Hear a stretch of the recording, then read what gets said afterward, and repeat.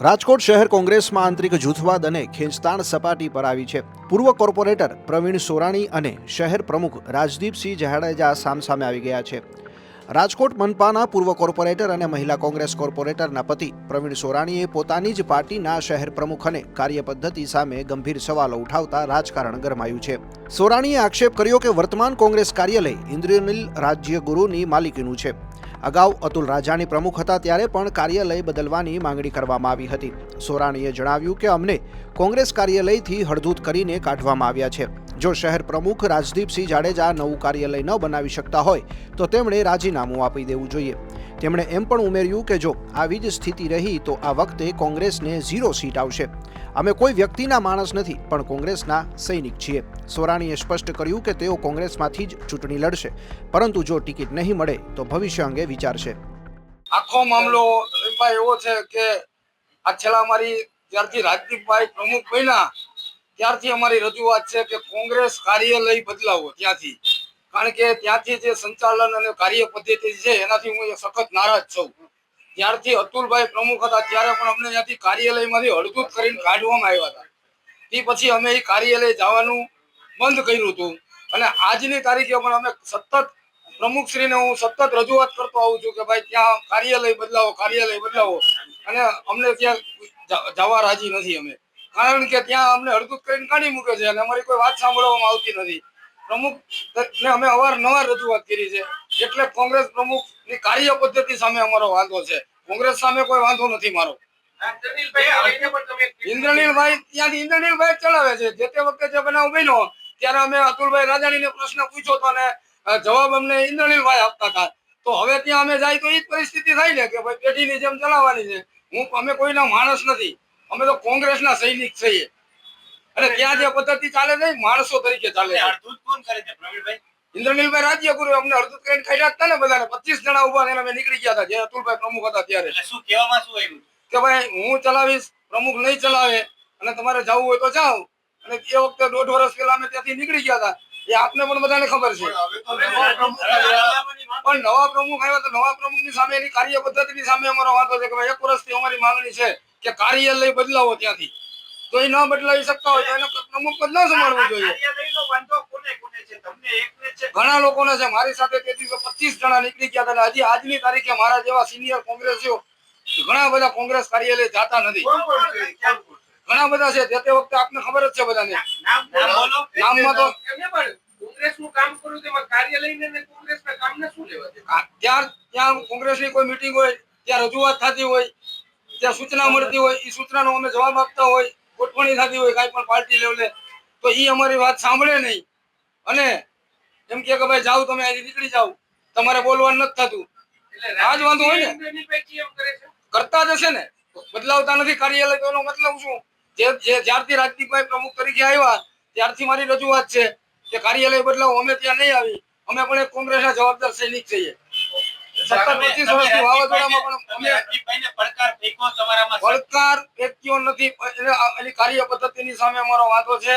પડકાર એટલે તો એનાથી ન કોંગ્રેસ કાર્યાલય બીજે બદલાવી શકાતું હોય તો મારી સીધી માંગણી છે કે એને પ્રમુખ પદ છોડી દેવું જોઈએ.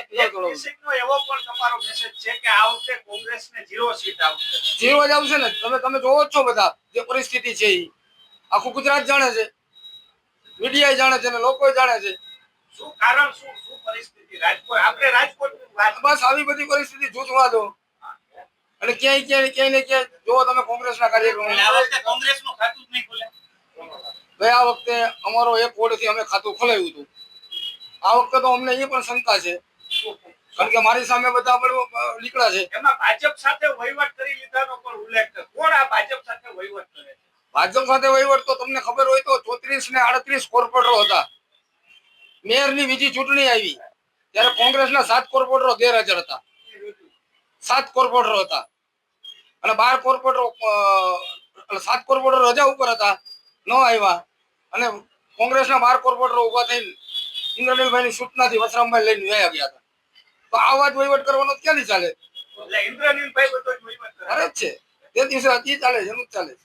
પૈસાના જોરે કોંગ્રેસ ચલાવવાની હોય તો ભલે ચલાવે. હવે તમારું સ્ટેન્ડ શું રહેશે? આરએમસીની ચૂંટણી આવે છે. અમારું સ્ટેન્ડ એવું રહેશે કોંગ્રેસ. મારે તો હું તો લડવાનો છું, કોંગ્રેસમાંથી જ લડવાનો છું. પણ અત્યારથી મને એવું લાગે છે કે આ લોકો જે બધા એનું આખા બધા ગોઠવણ વાળા છે એ મારી સામે ધોકા લઈને નીકળ્યા છે એટલે મને ટિકિટ આપવા ના દેવા નથી માંગતા.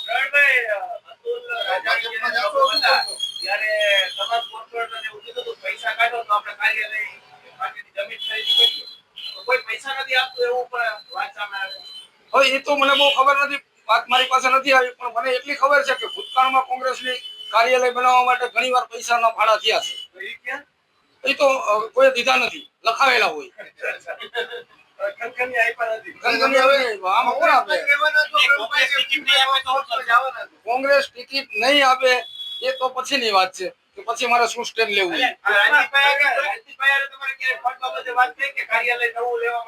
ના ના ના, હું એટલો શક્તિશાળી નથી કે હું ફંડ આપી શકું. એટલે હું વાત ના કરું.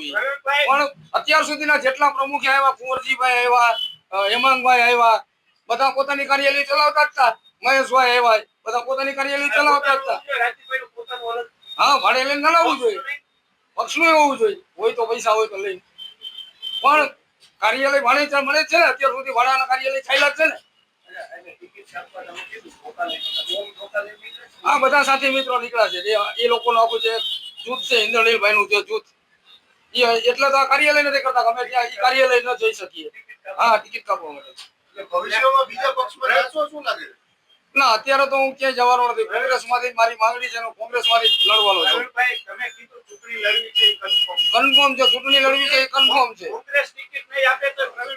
ચૂંટણી લડીશ.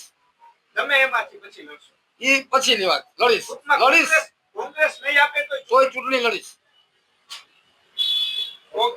સામે પક્ષે શહેર કોંગ્રેસ પ્રમુખ રાજદીપસિંહ જાડેજાએ તમામ આક્ષેપોને ફગાવતા આકરા પ્રત્યાઘાત આપ્યા છે. પ્રમુખે જણાવ્યું કે પ્રવીણ સોરાણી ભાજપના મિત્રો સાથે ઉડતા બેસતા હોય તેવું લાગી રહ્યું છે. પ્રમુખોએ ટોણો મારતા કહ્યું કે જો સોરાણીને પાર્ટીની આટલી જ ચિંતા હોય તો નવા કાર્યાલય માટે ફાળો આપવાની શરૂઆત કરે. ખાસ કરીને કોંગ્રેસ પાર્ટી લોકશાહી ધરાવતી પાર્ટી છે અને કોંગ્રેસની અંદર કોઈ પણ ઘર હોય ત્યાં પણ ક્યાંક વિચારભેદ રહેતા હોય છે. બધી પાર્ટીઓમાં રહેતા હોય છે. પણ આપે જે મને વાત કરી ઇન્દ્રનીલભાઈની, તો ઇન્દ્રનીલભાઈ અમારા રાજકોટના પૂર્વ ધારાસભ્ય પણ છે, પ્રદેશના નેતા પણ છે, રાજકોટ શહેરના ડેપ્યુટી મેયર અને સ્ટેન્ડિંગ કમિટીના ચેરમેન પણ છે, સિનિયર આગેવાન છે અમારા ઇન્દ્રનીલભાઈ. કે અમારી પોલિટિકલી અફેર્સ કમિટીની, એટલે એમાં બધા સિનિયરો આવી જાય. માત્ર ઇન્દ્રનીલભાઈ નહીં, જેટલા પોલિટિકલી અફેર્સ કમિટીના સિનિયર આગેવાનો રાજકોટ શહેર કોંગ્રેસના છે એ બધાને સમન્વયથી હું રાજકોટ શહેર કોંગ્રેસના જે કાર્યક્રમો આપું છું બધાને સાથે રાખીને આપું છું. અને આપે જે કોર્પોરેટરની વાત કરી એ કોઈ પણ સંજોગે જે પાર્ટીના પ્લેટફોર્મ ઉપર જે વાત કરવાની હોય એ ચોથી જાગીરની સામે જો વાત થતી હોય તો ગંભીરતાથી આની રાજકોટના શહેર પ્રમુખ તરીકે હું એમની નોંધ લઈશ અને એમને જે વર્તન કર્યું છે અને જે મેસેજ દીધો છે એ મેસેજ ઉપર અમે પગલા પણ આવનારા દિવસોમાં લેશું.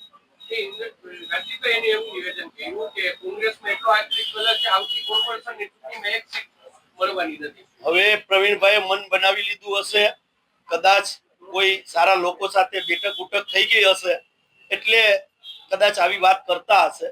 અને હું આપના માધ્યમથી કહેવા માંગુ છું કે પ્રવીણભાઈ સોરાણીને 3 ટર્મ કોંગ્રેસ પાર્ટીએ ટિકિટ આપી છે, કોર્પોરેટર ચૂંટાણા છે, વિરોધ પક્ષના નેતા બનાવ્યા છે. પાર્ટીએ જે કાંઈ પાર્ટીના પ્લેટફોર્મ ઉપર એમને અપાતું હોય બધું આપ્યું છે. વાત રહી એમના વિચારોની તો એ કદાચ ક્યાંક મિત્રો સાથે બેઠતા હશે અને આવી ચર્ચા એમને કરી હશે. આજના દિવસે હું આપના માધ્યમથી કહું છું કે ભારતીય જનતા પાર્ટીને રાજકોટ મહાનગરપાલિકાની અંદર જડબાતોડ અમે જવાબ આપશું. 0 સીટ છે એ કદાચ પ્રવીણભાઈને સપનું આવ્યું હશે પણ આવનારા દિવસોમાં સારું સપનું પણ એને આવશે એ પણ આપને ખાતરી બની શકે કે ભારતીય જનતા પાર્ટીના મિત્રો સાથે એમની ઉઠક બેઠક થઈ હોય ને ક્યાંય આવી ભારતીય જનતા પાર્ટીના લોકો આવી વાત કરતા હોય કે 0 સીટ આવશે.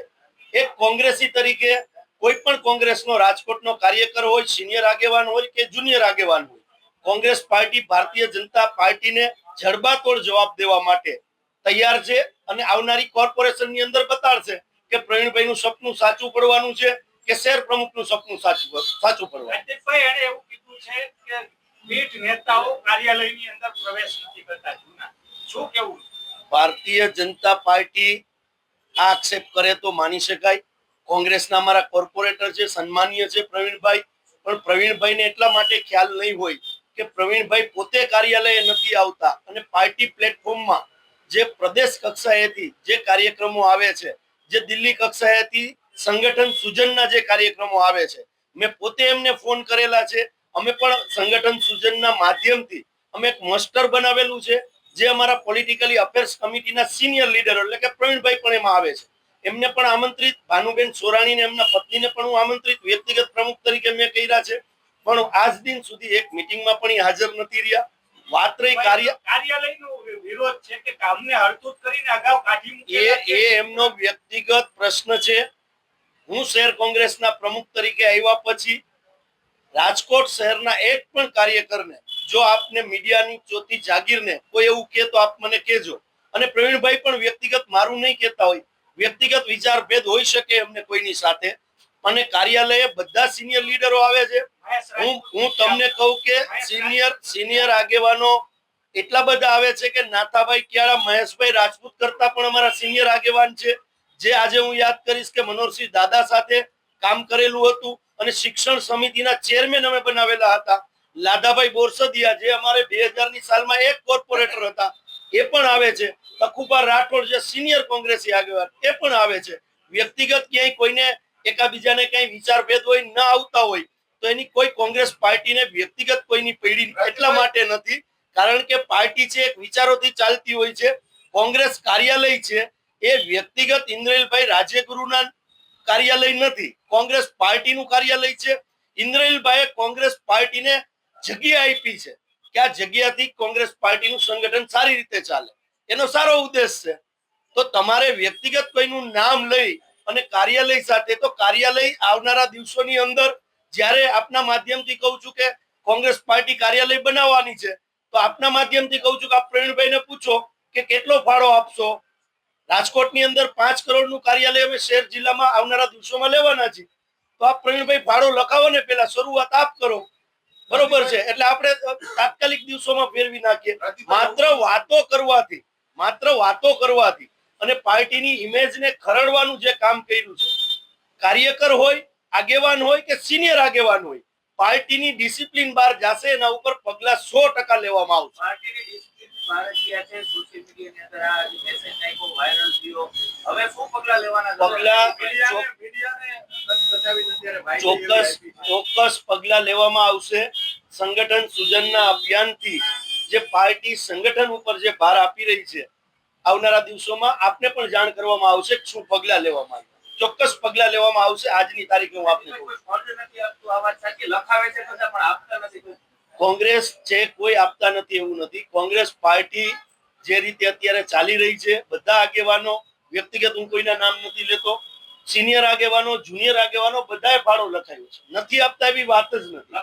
પણ નહીં, પાર્ટી પ્લેટફોર્મ ઉપર જ વાત છે. જેમને લખાવ્યા છે કાર્યાલય બનાવવા માટે, બધા આપવાના, કોઈ ના નથી પાડી. પણ શહેર અને જિલ્લાનું બંને કાર્યાલય સાથે બનાવવાનું છે. દિલ્હી અમારા હાઈકમાન્ડ અને ગુજરાત પ્રદેશ કોંગ્રેસના અમારા પ્રમુખ અમિતભાઈ ચાવડાની સાથે ચર્ચા કરી અને પછી અમે આગળ વધવાનું. મહેશભાઈ નહીં આવતા એનો વ્યક્તિગત પ્રશ્ન હશે. બે લોકોને લઈને કોઈ કાર્યાલય બંધ ન કરી શકાય. એમનો ક્યાંક ને ક્યાંક આંતરિક વિચારમાં ક્યાંક પ્રોબ્લેમ હશે. મેં આપને પહેલા જ કીધું કે કોઈ પણ પરિવાર હોય એમાં વિચાર ભેદ રહેતા હોય છે. હવે એક બે જણાને લઈને કઈ પાર્ટી છે, પાર્ટીમાં રાજકોટ શહેરની અંદર હજારો કાર્યકરો છે. પોલિટિકલી અફેર્સ કમિટીની અંદર 32 લોકો છે, 32 સિનિયર આગેવાનો છે. એમાં માત્ર એક વ્યક્તિને લઈને આપણે આ ચર્ચા કરીએ એને બહુ ગંભીરતાથી એટલા માટે નથી લેતો કે એ ક્યાંક ને ક્યાંક પોતાના વ્યક્તિગત વિચારોની લડાઈ છે. કોંગ્રેસ પાર્ટીના એકજૂટ થઈ મહેશભાઈ આવે છે અને તમામ આગેવાનો આવે છે. એટલે કોઈ